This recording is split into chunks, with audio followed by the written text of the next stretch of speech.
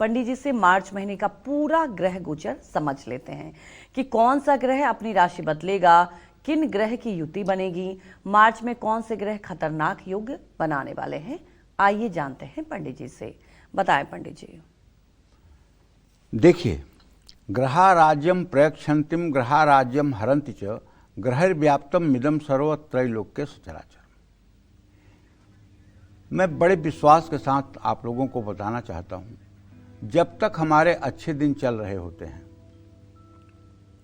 तब तक हमें न कोई ग्रह पता होता है, न कोई देवी पता होती है, न कोई देवता पता होता है, न कोई शुभ कर्म पता होता है, न कोई अशुभ कर्म पता होता है। हम अपने मस्ती में मस्त और दुनियादारी में एकदम मशगूल अपना जीवन बिताते हैं। लेकिन जब बुरा समय शुरू होता है तब हम ग्रहों को जानने के लिए भागने लगते हैं, देवी देवताओं के पीछे भागने लगते हैं, पूजा पाठ की दिशा में भागने लगते हैं। तब सारी प्रक्रिया शुरू हो जाती है। ब्रह्मदेव जो हमारी किस्मत में लिखते हैं छठवीं रात के अंत कि इस समय ये रोग होगा, इस समय ये चोट लगेगी, इस समय विवाह होगा, इस समय वियोग होगा, इस समय संयोग होगा, उन सब का संकेत जन्म कुंडली है। हमारे मनीषियों ने, हमारे महर्षियों ने, हमारे ऋषियों ने जो ज्योतिष शास्त्र की रचना की है, ज्योतिष शास्त्र 6 शास्त्रों में एक शास्त्र है और इसको शास्त्रों का नेत्र कहा गया है। ज्योतिष को शास्त्रों का नेत्र कहा गया है, आंख कहा गया है। और ऐसा नहीं कि आज इसकी मान्यता है।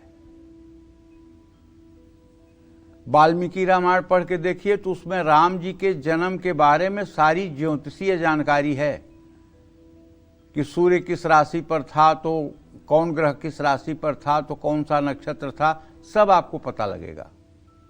इसी तरह से राम विवाह के समय आपको पता चलेगा। तो हमारे कहने का मतलब है कि ग्रहों का फल तो होता ही है और ग्रह अपना फल देते ही हैं। लेकिन अगर ग्रहों के स्थिति को जानते हुए, उनके प्रभाव कुप्रभाव को जानते हुए हम उनसे संबंधित कुछ उपाय कर लेते हैं तो उनका प्रभाव कमजोर हो जाता है। तो चलिए, इस महीने ग्रहों में क्या परिवर्तन होने वाला है वो आपको बताऊंगा। सूर्य 15 मार्च को कुंभ राशि से निकल करके मीन राशि में प्रवेश करेंगे। ये बृहस्पति की राशि है। जब मीन और धनु राशि में सूर्य प्रवेश करते हैं तो इसी को हमारे सनातन धर्म की भाषा में खरमास कहते हैं। इसमें सब प्रकार के शुभ कर्म वर्जित होते हैं। रोका, छेका, टीका, जनेऊ, मुंडन, गृह प्रवेश, सारी चीजें बंद होती हैं। तो 15 मार्च को जब सूर्य का प्रवेश मीन राशि में हो जाएगा तो उस दिन से खरमास शुरू हो जाएगा। सूर्य और बृहस्पति केंद्र में संबंध बनाएंगे, क्योंकि एक मीन राशि में है और एक मिथुन राशि में उस समय रहेगा। तो ये केंद्रीय संबंध इनका बन जाएगा, जिससे शुभ फल की संभावना देश, समाज, राष्ट्र के लिए हो जाएगी। सूर्य मित्र ग्रह गुरु की राशि में रहेंगे, जिससे सकारात्मक परिणाम मिलेंगे। 14 मार्च को बुध कुंभ राशि में उदय होंगे।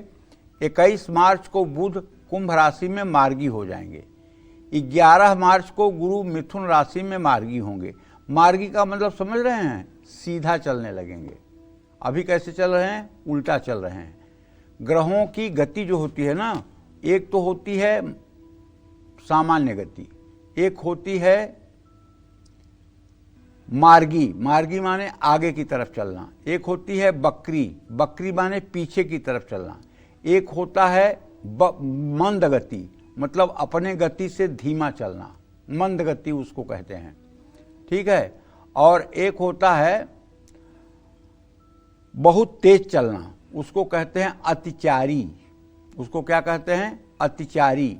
प्रायः कोई ग्रह जब बहुत दिनों तक बकरी रहता है और उसके बाद मार्गी होता है तो अतिचारी हो जाता है। वो अपनी गति से 2 गुना 3 गुना चलने लगता है। तो मंगल 26 मार्च को कुंभ राशि में उदय होंगे। जय मां विंध्यवासिनी।